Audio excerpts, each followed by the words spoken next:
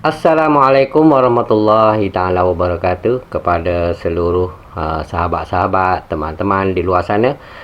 Terima kasih kerana masih sudi untuk bersama dengan Abeli di channel YouTube dalam siri Sembang-Sembang Seni.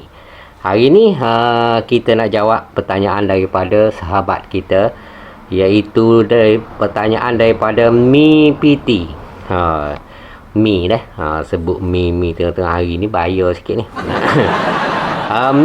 Mi PT melontarkan pertanyaan, nak tanya katanya, kita ni suka dah melukis, tapi ada sesetengah pihak tak suka.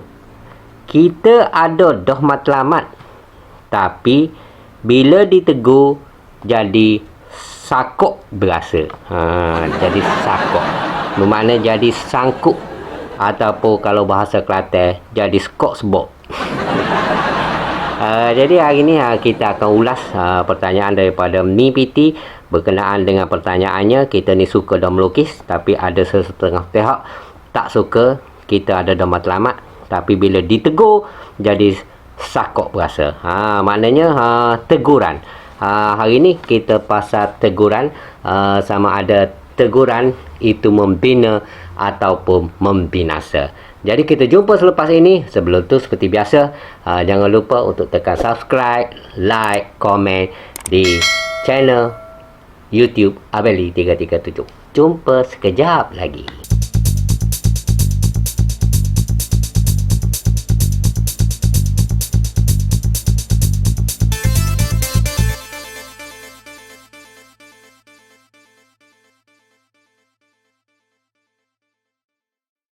Terima kasih kerana masih setia bersama dengan Abeli di channel YouTube Abeli.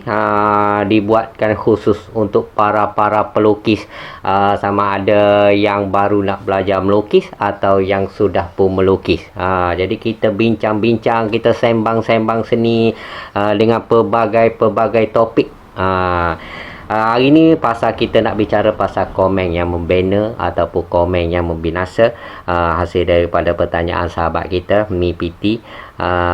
Macam mana kita nak bicara pasal komen ni? Sebenarnya manusia ni adalah satu spesies makhluk yang tidak suka dikomen sebenarnya, yang tidak suka ditegur. Apatah lagi pelukis, lagilah satu perasaan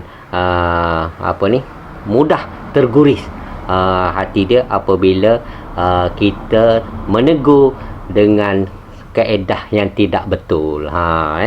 Jadi hari ni kita bolehlah sembang-sembang, fikir-fikirkan bagaimana cara yang terbaik untuk sekiranya kita nak membantu sahabat-sahabat kita, ataupun kita nak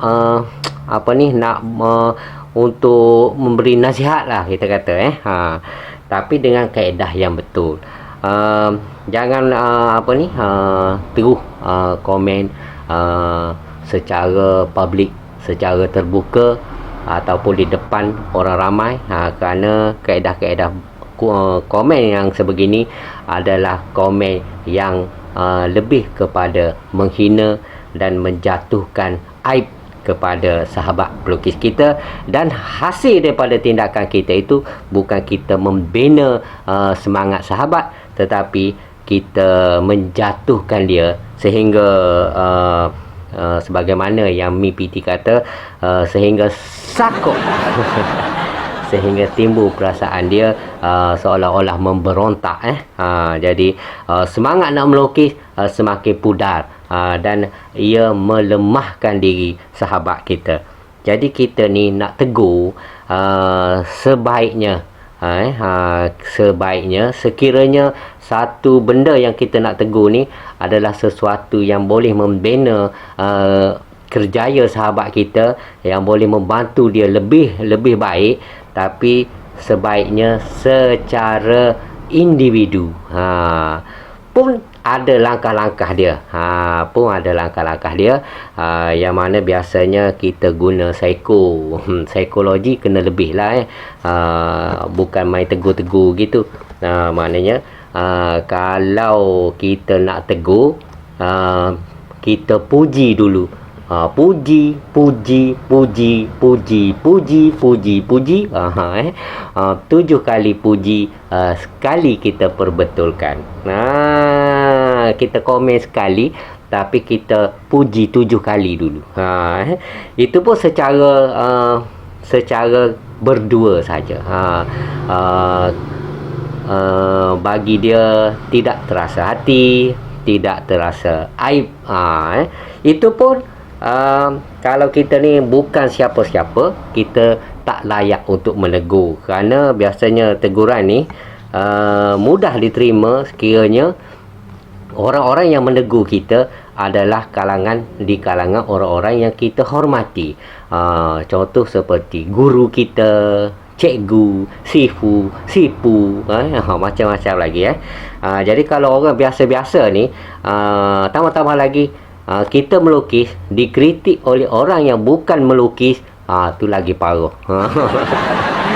Kalau orang ni pun lebih kurang sama dengan kita, ataupun kadang-kadang lukisan dia ni lebih teruk daripada lukisan kita, tiba-tiba dia komplain kita, lagilah ini salah satu punca-punca yang boleh menjebak kepada pergaduhan ataupun perselisihan faham. Jadi hati-hati sahabat, hati-hati.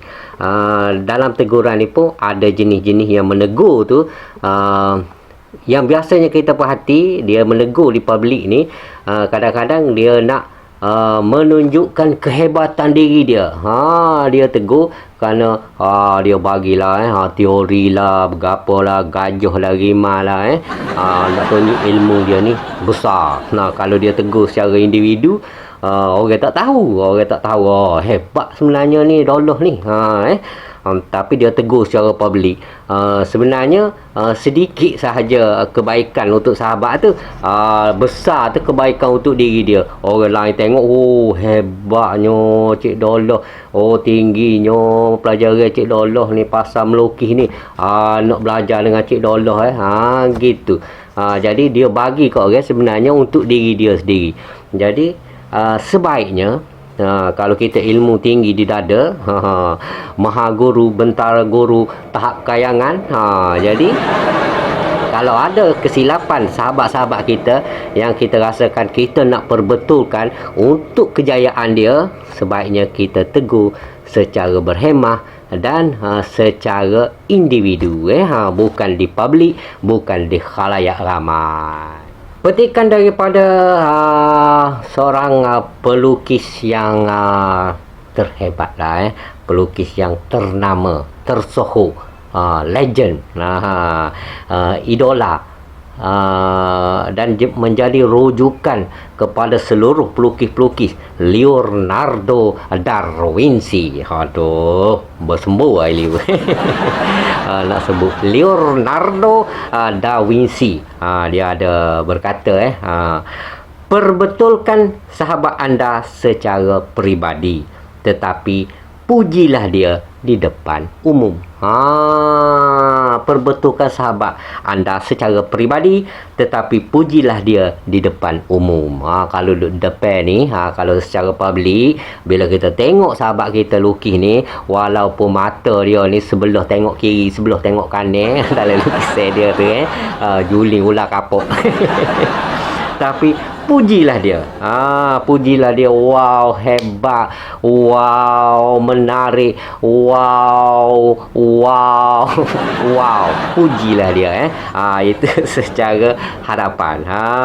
Tetapi perbetulkan sahabat anda secara peribadi.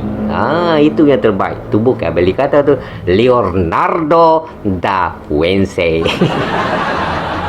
Ada juga spesies-spesies manusia ni yang kira ala-ala macho sikit, kira alih-alih kucing gitu, alih-alih kucing Siam. kucing Mengkung, Norwegian Forest. Dia ni bila dia apa ni, dia berlagak macu ni, dia boleh lah tegur lah, tak apa, I tak apa, I lagi suka kalau you tegur, tegur lah I lagi happy, lagi banyak you tegur, lagi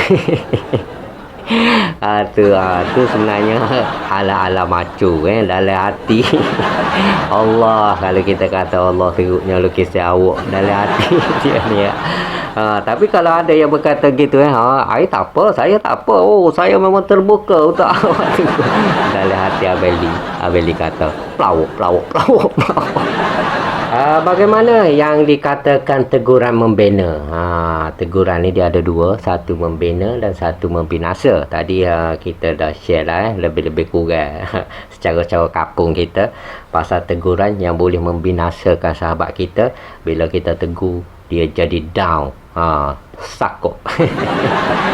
Itu teguran membinasa. Dan bagaimana dengan teguran membina? Biasanya teguran membina ni bila kena cara dia, kita boleh buat sahabat kita akan berfikir, menginsafi dan memperbaiki diri dia. Bila kita tegur dengan cara yang betul, maka mencetuskan dalam diri dia rasa, wah, aku silap, InsyaAllah aku kena perbetulkan. Mana dia menerima dan mengakui kesilapan dia. Apabila kena cara teguran membina, langkah pertama kita untuk berubah adalah kita menerima hakikat bahawa kita telah melakukan kesilapan. Jangan putus asa kepada MPT kita. Walau kena tegur gitu, kalau kena cara molek, MPT kita akan melukis 14 lah satu hari. Berbanding dengan kalau ditegur dengan cara membinasa, tak ada siap lukisan dia, terkoyok rabuk lukisan dia. Hidup ni adalah satu proses, bukan hidup untuk protes. Jenis kaki protes ni jangan main. Jenis kaki yang suka komplain orang ni pun calai-calai ni. Biasanya kita kategorikan orang-orang yang suka komplain kerja orang ni, tengok orang buat semua salah ni, adalah orang-orang yang bermata lalat. Mata dia ni mata lalat. Spesies mata lalat ni, dia tengok semua benda tu dia nampak buruk belakang. Lagi buruk adalah makanan dia. Ni mata lalat dia tengok semua benda orang buat tu tak betul, bagi dia yang dia saja betul. Yang satu lagi ni adalah spesies mata lebah. Mata lebah ni dia tengok semua nampak comel-comel belakang. Dia tengok bunga, dia nampak madu, dia tengok ni harum-harum, benda harum-harum ni, comel-comel ni, kategori dia mata lebah ni. Dia tak berapa nak komplain orang. Dia tengok kat dia puji comelnya, cantiknya. Tu spesies mata lebah ni, spesies yang mudah disukai ramai. Satu lagi spesies ni tak ada dalam kamu, iaitu spesies mata sahabat Abeli yang bernama Fit, yang berada di Kedah ke Perak gitu. Fitri ni dia minat pasal Satria Baja Hitam. Jadi mata dia ni adalah spesies mata belalang. Belalang Jadi gitulah dah adik kakak, abang-abang, pakde-pakde, makde-makde, makcik kiyah semua. Jadi bicara kita pasal komen membina dan komen membinasa. Jadi elakkanlah seberapa boleh kita nak menjatuhkan sahabat-sahabat kita. Malah kita ni jadilah sebagai satu pemberi semangat kepada sahabat-sahabat kita. Dan kalau kita nak menegur pun, carilah jalan yang berhemah, agar tidak terjadi lagi kepada sahabat-sahabat kita yang lain selain daripada MPT. Agar dia ni bila dia berkarya ataupun dia nak tunjuk bakat dia, tidak terbantu bangkat dia kerana bangkat pula dah jadi. Tidak terbantu bakat dia ni kerana dengan perkataan ataupun daripada ayat yang kita berikan komen tu. Jadi kita bina semangat dia dengan komen-komen yang membina, tetapi secara yang berhemah. Jadi rasanya setakat itulah dulu untuk hari ni. InsyaAllah panjang umur, murah rezeki, Kita jumpa dan jumpa lagi pada episod-episod akan datang. Jadi kepada anda yang ada persoalan untuk Abeli jawab secara Abeli ni, bolehlah tulis komen di bawah. Lepas tu kalau Abeli baca dan Abeli rasa sesuai dengan benda tajuk yang kita nak buat akan datang, insya-Allah kita akan gunakan komen anda sebagai title siri kita yang baru. Okey, terima kasih pada anda. Hai, bye bye.